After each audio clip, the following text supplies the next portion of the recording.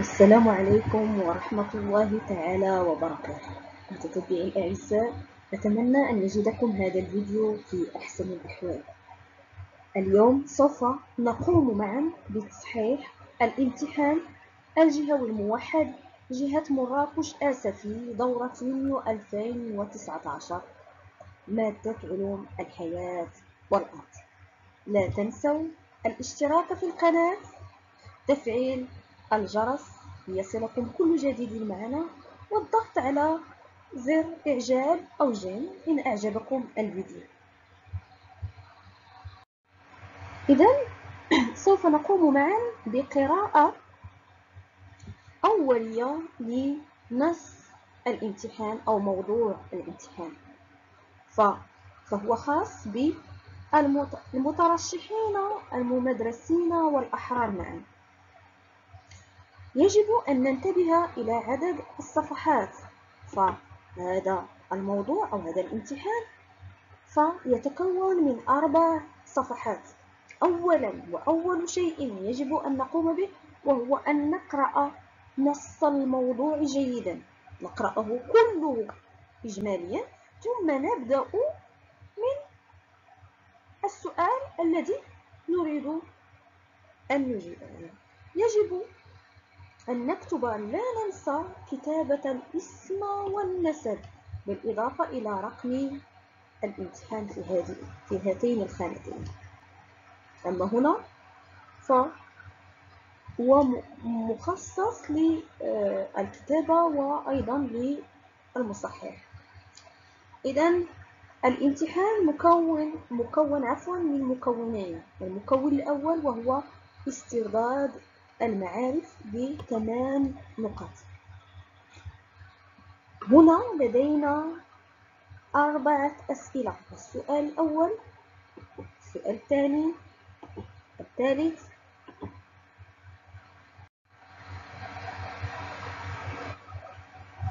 ثم السؤال الرابع. في المكون الأول الذي هو استرداد المعارف. المكون الثاني وهو الاستدلال العلمي والتواصل البياني والكتابي، مجموع نقاطه 12 نقطة، مكون من تمرينين. التمرين الأول 6 نقط، والتمرين الثاني أيضا 6 نقط. إذن هذه آخر الصفحة 4×4.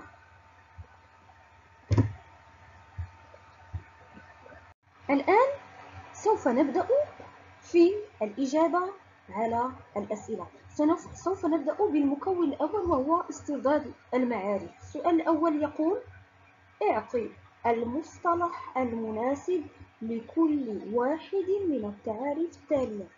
نقطتين لهذا السؤال، ولدينا 4 تعاريف: ألف، باء، جيم، ودال، بمعنى نصف نقطة لكل جواب صحيح.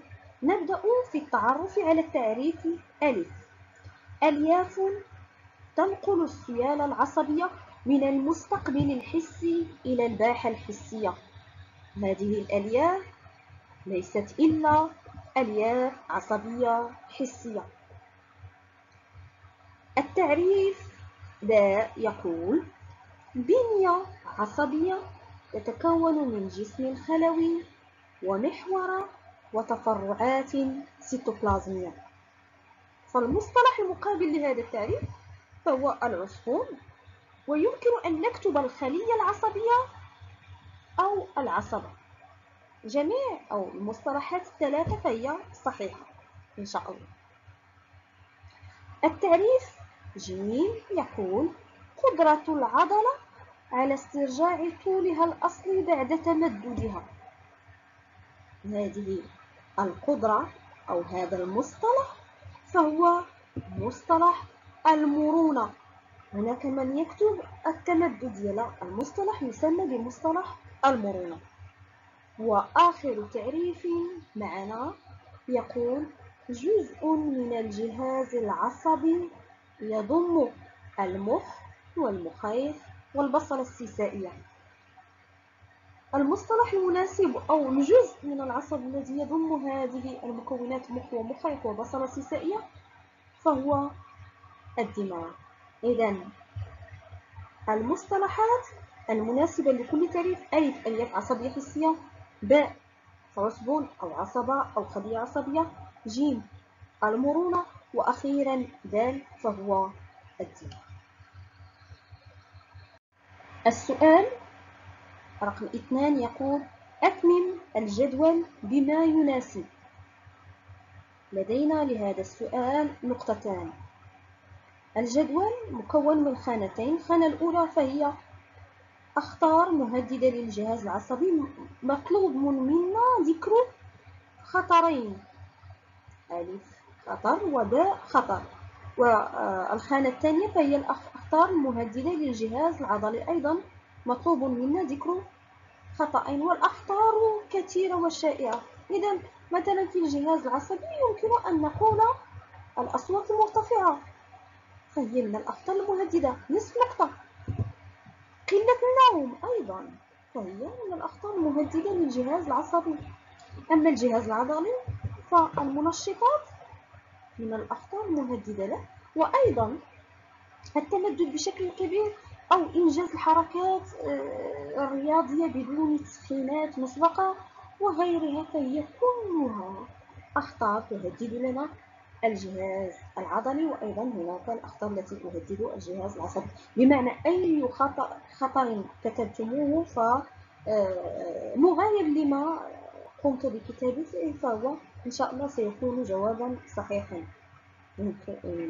تمت دراسته في القسم والفصل بطبيعة الحال. ننتقل إلى السؤال الثالث ويقول: صل بواسطة سهم بين الجرثوم والصنف الذي ينتمي إليه. نقطتان لهذا السؤال. لدينا الجراثيم ولدينا أصنافها. في الجراثيم هناك عصية الحليب، عفن الخبز، فيروس الزكام، والأميبا. هل هي حيوانات أولية، بكتيريات، فطريات، أو حمام؟ نبدأ بعصية الحليب. عصية الحليب فهي عبارة عن بكتيريات، وهكذا نقوم أو نوصل بسهم بين عصية الحليب والبكتيريات كما هو موضح أمامكم. عفن الخبز فهو من الفطريات المجهرية. فيروس الزكام فهو من الحمام، والأميبا فهي حيوان أولي. نصف نقطة لكل جواب صحيح. السؤال الرابع دائما في المكون الأول استرداد المعارف يقول: اذكر 4 أعراض مميزة للاستجابة الالتهابية. نقطتان لهذا السؤال، بمعنى نصف نقطة لكل جواب صحيح. والأعراض نعرفها: ألف سوف نكتب الإحمرار، الألم أو الانتفاخ، الألم، وارتفاع محلي لدرجة الحرارة. هذه هي أعراض الاستجابة الالتهابية. ننتقل الآن إلى المكون الثاني: الاستدلال العلمي والتواصل الكتابي والبياني. مجموع نقاطه 12 نقطة. التمرين الأول 6 نقاط يقول: يعتبر الكرار مادة سامة تستخرج من بعض النباتات ويستعملها الهنود في غابة الأمازون لصيد بعض الحيوانات. يحدث شلل عند الحيوان بعد إصابته بسهم تم غمر رأسه في مادة الكرار. لفهم كيف تؤدي مادة الكرار إلى شلل الحيوان تم اقتراح الفرضيات التالية. الفرضية الأولى: يمنع الكرار تقلص العضلة. الفرضية الثانية: يمنع الكرار نشاط الباحة الحسية. الفرضية الثالثة: يمنع الكرار نشاط العصب الحركي. والفرضية الرابعة: يمنع الكرار عمل الصفيحة المحركة. إذا السؤال الأول يقول: من بين الفرضيات المقترحة توجد فرضية غير مقبولة، حددها. نصف نقطة لهذا الجواب. إذا ففي نص الموضوع قالوا بأنه يحدث شلل. هذه مادة الكرة تحدث شلل، وبالتالي سوف نزيل الفرضية التي لا علاقة لها بالشلل، والشلل يعني حركة. إذن فالفرضية من الفرضيات الأربع التي لا علاقة لها أو لا تتحدث عن الحركة وما إلى ذلك وما يتعلق بالحركة من أعضاء وغيرها، فهي الفرضية الثانية، والتي تقول بأن الكرة يمنع نشاط الباحة الحسي. لاختبار الفرضيات المتبقية تم إنجاز التجارب الممثلة في الجدول الأسئلة. لدينا 3 تجارب كما ترون: التجربة الأولى، الثانية، الثالثة. نبدأ بالتجربة الأولى لكي نفهم جيدا. لدينا محلول الكرات، ولدينا عضلة متصلة بعصب، والعصب وضع في مادة الكرات. فتم غمر العصب في الكرات ثم إهاجته في النقطة. تمت إهاجته في هذه النقطة. فماذا كانت النتيجة؟ تقلص العضلة. التجربة الثانية، تم غمر العضلة والجزء المرتبط بها من العصب في الكرة. غمرت العضلة كما ترون العضلة هنا، وجزء من العصب الذي يرتبط بها أين غمرت؟ في محلول الكرة. ثم تم إهاجة العضلة مباشرة، والنتيجة التي أعطتها لنا التجربة الثانية وهي تقلص العضلة. نذهب إلى التجربة الثالثة، فتم غمر العضلة والجزء المرتبط بها من العصب في الكرة، نفس التجربة الثانية. ثم تم إهاجة العصب في النقطة ب. هنا تمت إهاجة العصب، والنتيجة وهي عدم تقلص العضلة. إذا واضحة. إذا هنا تم إهاجة في التجربة الأولى إهاجة الجزء النقطة من العصب المرتبط بالعضلة فتقلصت العضلة. في التجربة الثانية تمت مباشرة ماذا؟ إهاجة العضلة التي توجد في الكرة فأدى إلى تقلص العضلة. وفي التجربة الثالثة تم إهاجة نقطة ب توجد خارج الكرة، فما دون واحد عدم تقلص العضلة. السؤال الثاني يقول: انطلاقا من نتائج التجربة الأولى استخرج خاصيتي العصب التي تم الكشف عنهما. إذا من خلال تلك التجربة يتبين لنا أن الخاصيتين التي كشفت لنا التجربة عنهما هما خاصيتي الاهتياجية والتوصيلية، بمعنى أن العصب قابل للإهاجة لأنه كان هناك تقلص، وأن العصب يقوم بإيصال السيال. سؤال باء يقول: حدد الفرضية التي تفندها، بمعنى تقصيها التجربة الأولى. نصف نقطة لهذا الجواب، وبالتالي الفرضية التي يتم إقصاؤها وهي الفرضية الثالثة. ننتقل إلى السؤال الثالث: استنتج خاصيتي العضلة اللتين كشفت عنهما التجربة الثانية. العضلة أو التجربة الثانية عندما تمت إهاجة العضلة ماذا حدث؟ حدث تقلص، وبمعنى أن الخاصيتين هما خاصية أنها قابلة للإهاجة والتي تسمى بخاصية الالتياجية، والخاصية الثانية وهي رد الفعل بعد الإهاجة وهي القلوصية. إذا الخاصيتين وهي الالتياجية والقلوصية. الالتياجية أنها قابلة للإهاجة عندما قمنا بالإهاجة، والقلوصية عندما حدث تقلص للعضلة، يعني حدث رد فعل. السؤال الرابع يقول السؤال الثالث نقطة لهذا الجواب.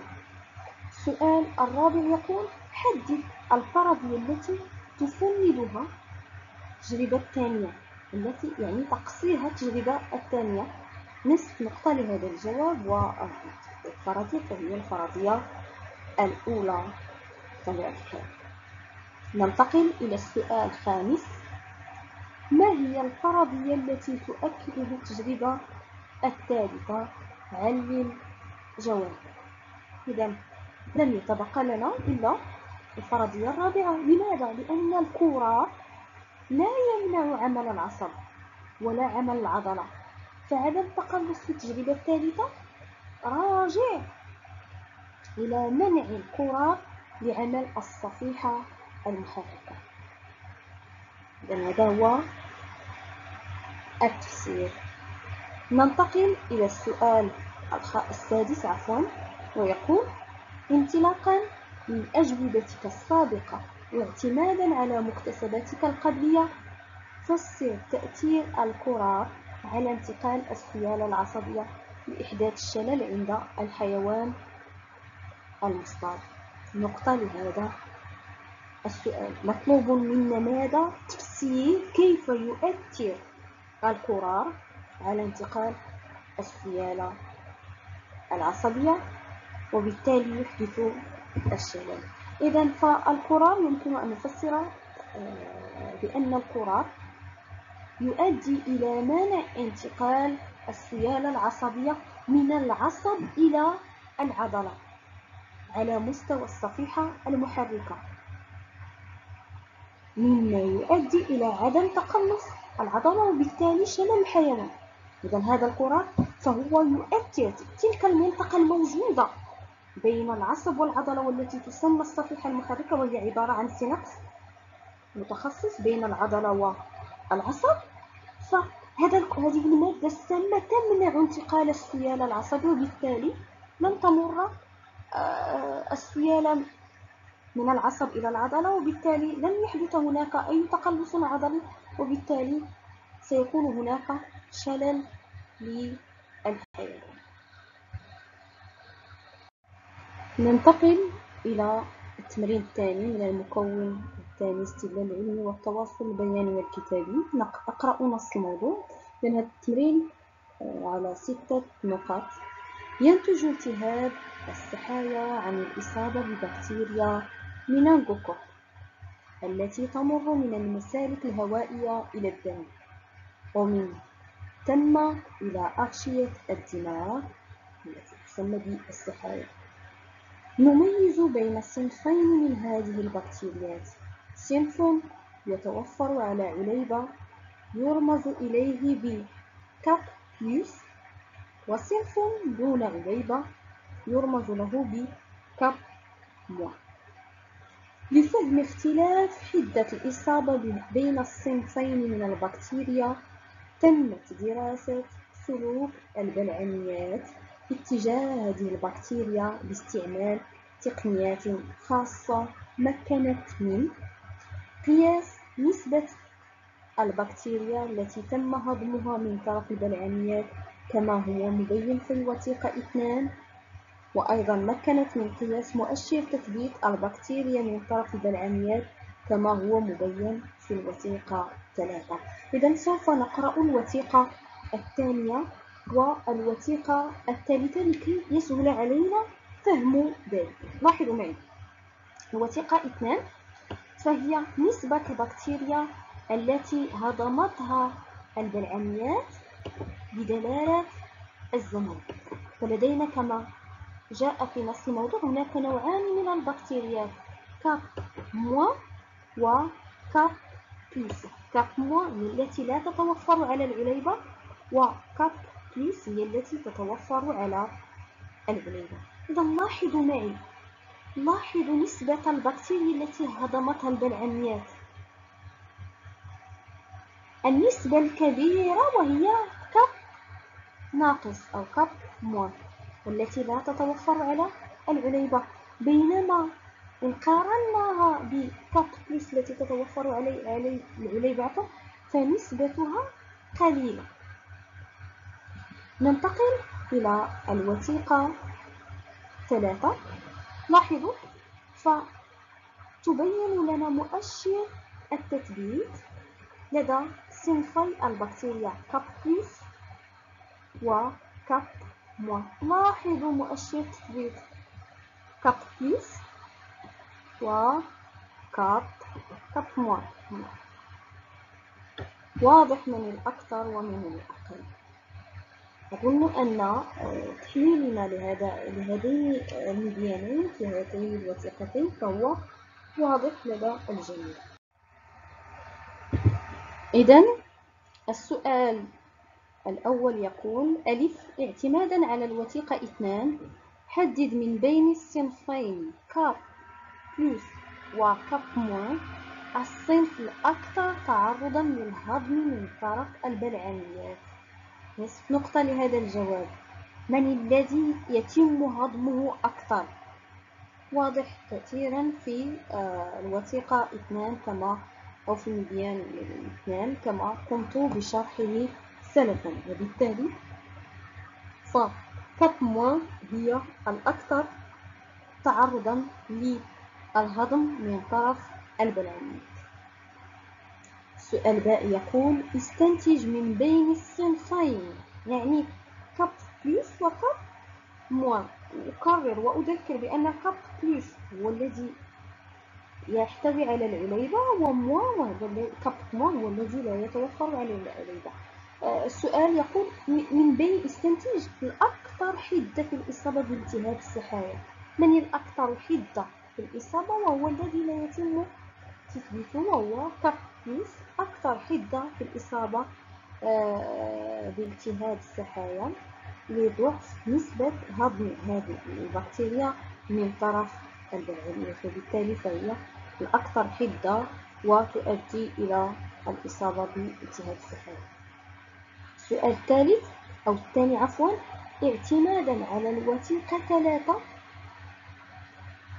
قارن مؤشر التثبيت بين الصنفين كاب بلس وكاب موان.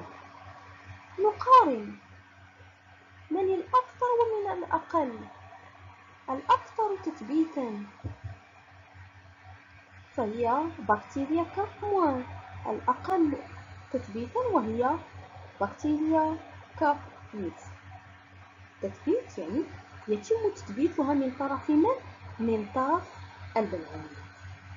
والسؤال الثالث يقول: فسر اختلاف حدة الإصابة بالتهاب السحايا بين الصنفين من هذه البكتيريات. فسر يعني تفسير، يعني ذكر السبب لماذا اختلاف حدة الإصابة بالتهاب السحايا بين الصنفين من هذه البكتيريات، يعني البكتيريا كاب موان وكاب بلس. كيف نفسره؟ فيعتبر كاب بلس أكثر حدة. لماذا؟ نظرا لضعف مؤشر تثبيتها من طرف من؟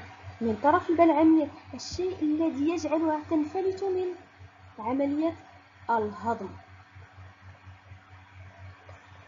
أعتذر، كتبت ضهم من عملية الهضم من طرف البلعميات، وبالتالي تنفلت ولا تجعل البلعميات تهضمها، وبالتالي فتكون أكثر حدة وتؤدي إلى الإصابة بالتهاب السحايا.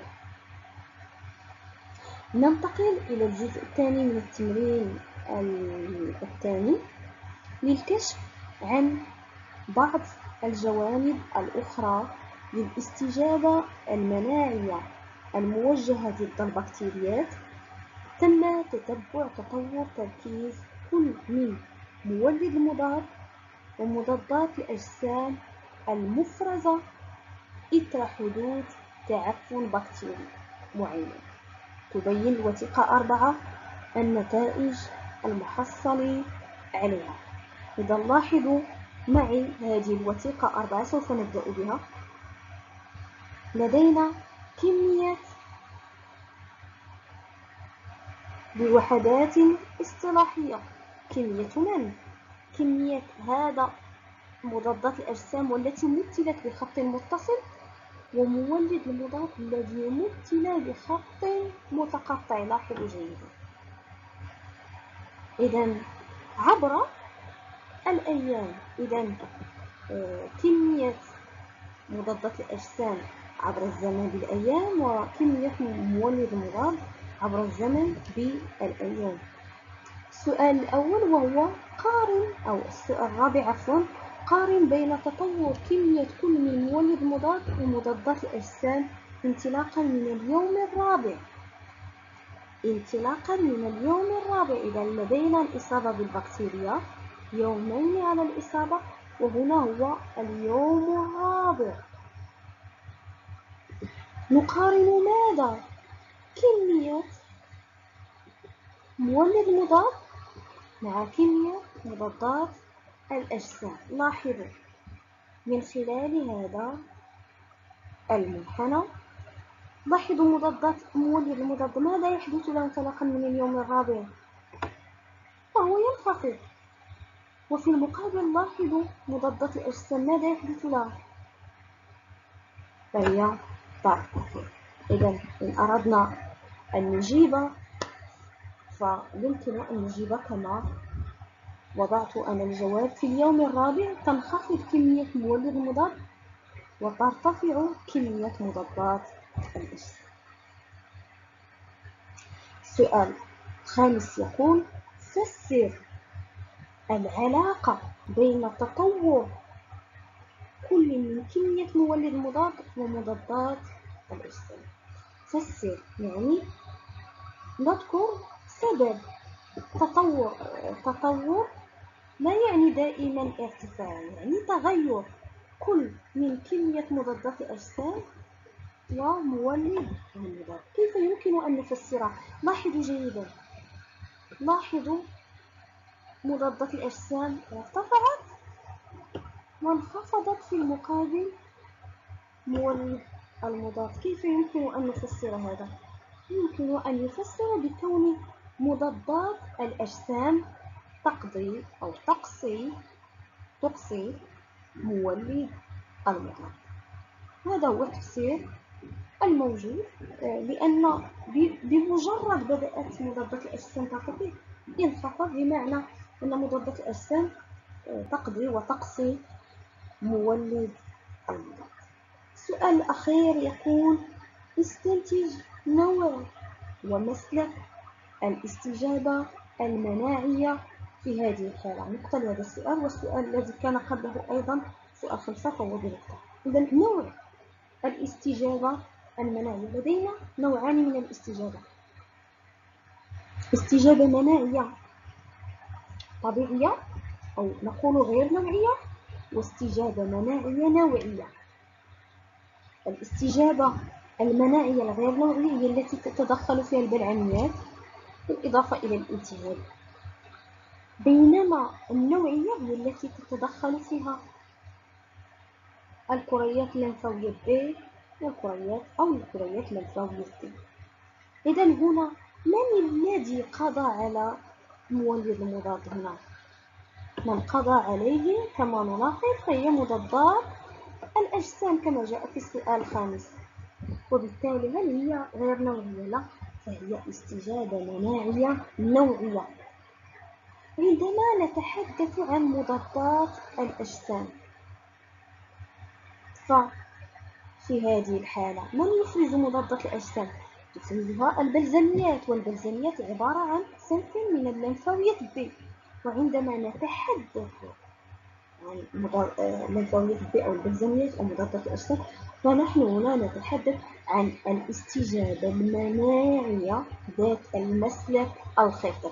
إذا الكجواب فهي استجابة مناعية نوعية، والمسلك فهو مسلك خاطئ.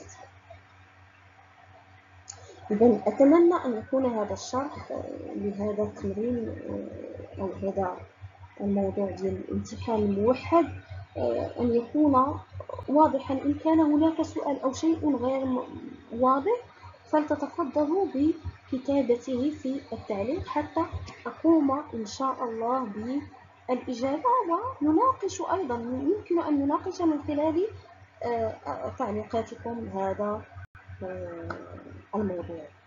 إذن أشكركم جزيل الشكر على حسن انتباهكم. أتمنى أن يجدكم هذا الفيديو في أحسن الأحوال، وأن يكون هذا الشرح واضحا ولو بالقليل إن شاء الله. في انتظار فيديو قادم إن شاء الله. أستودعكم الله الذي لا تضيع ودائعه، والسلام عليكم ورحمة الله تعالى وبركاته. قبل أن أنسى، لا تنسوا الاشتراك في القناة، تفعيل الجرس ليصلكم كل جديد، والضغط على إعجاب أو جيم إن أعجبكم الفيديو.